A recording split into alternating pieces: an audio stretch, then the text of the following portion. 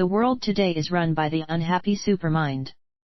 The world today is run, not by the leaders of the various nations who appear to have control, but by the unhappy supermind, the supernormal, super-rational analyzing mind.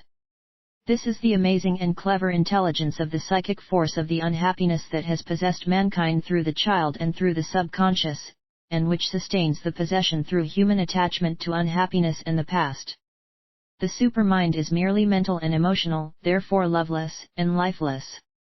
It is taking the life and love out of the human race. Love is delight. It is not a matter of saying I love you. You have to demonstrate all day, every day, by your actions, otherwise the words are useless.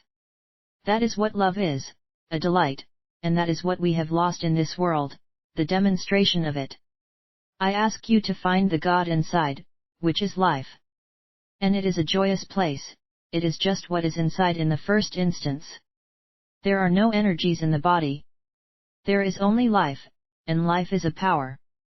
And there is only love, which is a power, and there is only truth, which is a power, and there is only knowledge, which is a power, and there is only intelligence, which is a power. Powers are not forces. Forces are energies, obviously, because forces move, so they are energies. So stay with the power, which is your own life. The source of life is in your own body, self-evident and in your own experience.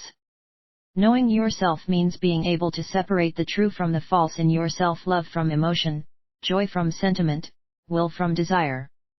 No man can teach another self-knowledge. He can only lead him or her up to self-discovery, the source of truth. The only thing that can change is intelligence, and intelligence is always now and never moves.